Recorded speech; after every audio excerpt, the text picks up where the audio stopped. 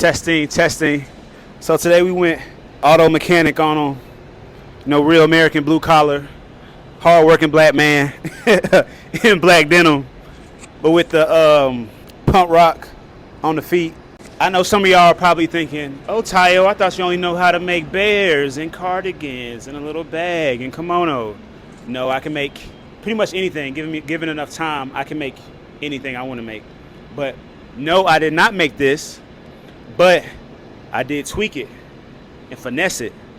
And so that's why I wanted to create some content today and kind of figure out a way to fit this within my collection of content, within my scope of content, that I provide. So I think I'm going to call this the Art of Finesse. Yeah, I like that. In Atlanta lingo, finessing is like, working your move, doing your thing, making something out of nothing, just making it happen. And so with this series, it's going to be about taking clothes that you buy, that you already have, and tweaking it, finessing it, taking it in a little bit there, extending it here, adding this, taking away that, in order to make something that's unique to you. And this is the first episode.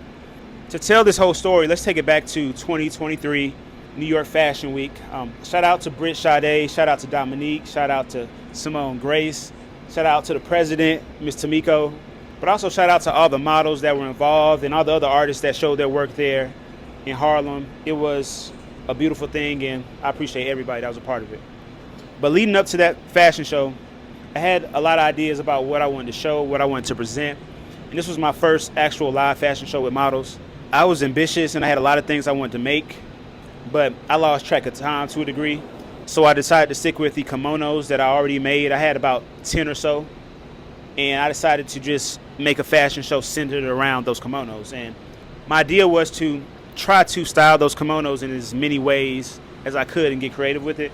And one idea was to put jumpsuits underneath. Leading up to the show, I'm in Atlanta and I'm working with models that are in New York. So I wasn't able to have proper fit tests with the models. So I started scouring the internet.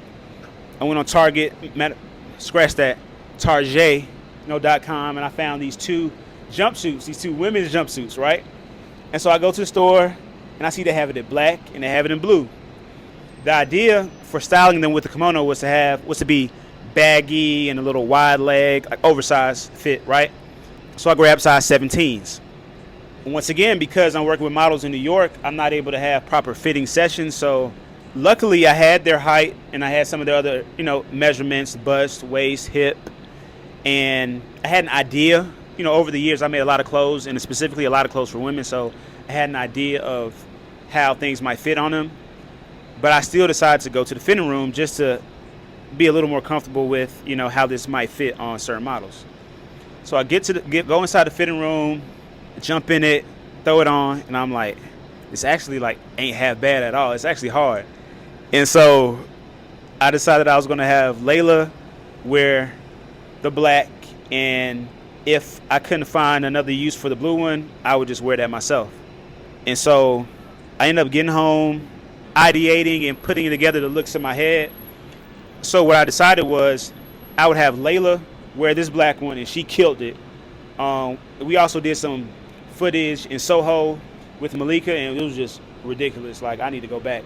To me, it was giving a futuristic, coming to America, 2023, 2024 vibe, but it was amazing. We shut down Soho. Everybody was just looking. It was almost like we were from a different planet. But Layla killed it, and the day of the show, I decided to actually wear the blue one, as my outfit, because as time was winding down leading up to the show, I really didn't have enough time to make something, for me, and I just decided to get the blue one. And because it was a size 17, mind you, the hips were just big, accounting for women's curves and their proportions. Men, for mostly, we're just straight down, right?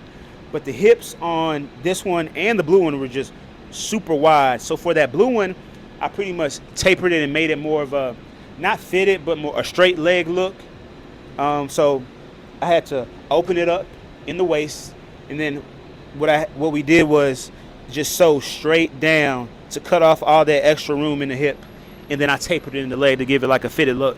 That was my first time ever wearing a jumpsuit in life. I had seen, working guys wear their jumpsuits around, after work, or just other guys wear them, as a fashion look. But I previously didn't have the balls, to try it. But I finally did for my first fashion show, and I was uncomfortable wearing it, but maybe nobody could tell because everybody was giving me compliments and telling me I killed it. So once I got back to the city in Atlanta, I was just trying to get creative with content.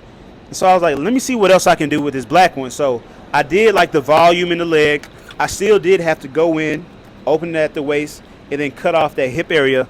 But what we did instead was, once we cut off the hip, we continued the line straight down so it matched the original width of the pants. So it still gave it a little bit of a wide leg, kind of baggy fit. Also, with the sleeves, and most women's pieces are going to be short for men in the arms. As you can see, I probably still could have gotten away with this, but what I did was I took a razor and I opened up the hem, which allowed me to get an extra 2 inches on my sleeve length. So I like the way that hits.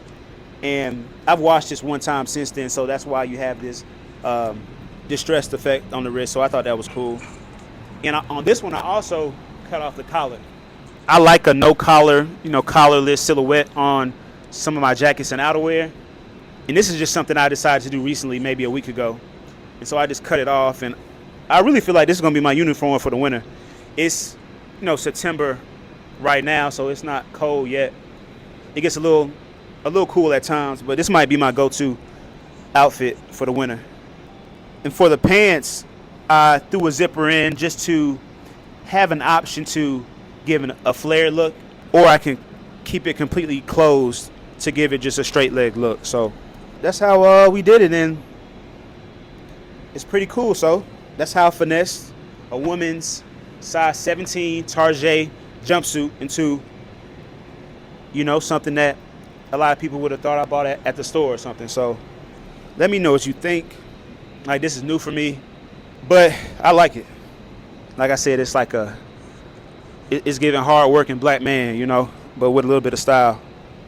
Let me know what y'all think.